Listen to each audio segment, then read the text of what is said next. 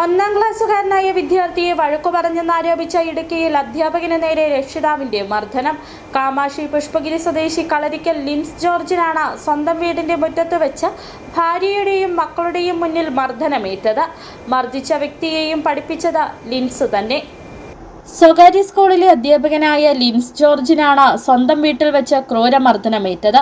ലിൻസിന്റെ സ്കൂളിൽ 1ാം ക്ലാസ്സിൽ പഠിക്കുന്ന മകനെ വഴക്കു പറഞ്ഞെന്നാരോപിച്ചാണ് രക്ഷിതാവായ പുഷ്പഗിരി മാക്കൽ ശരത് ശശിയും സുഹൃത്തും ചേർന്ന് ആക്രമണം നടത്തിയത്.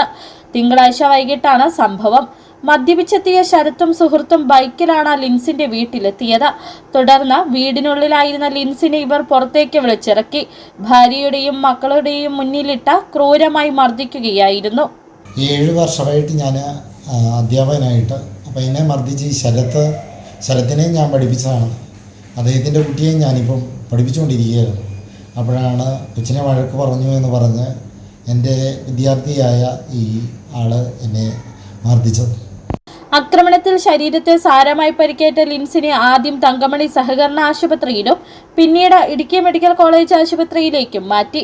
അധ്യാപകന്റെയും കുടുംബത്തിന്റെയും പരാതിയുടെ അടിസ്ഥാനത്തിൽ ശരത്തിനും സുഹൃത്തിനുമെതിരെ തങ്കമണി പോലീസ് കേസെടുത്ത് അന്വേഷണം ആരംഭിച്ചു. പ്രതികൾക്കായി പോലീസ് അന്വേഷണം ഊർജിതമാക്കിയിട്ടുണ്ട്. City vision, Idukki.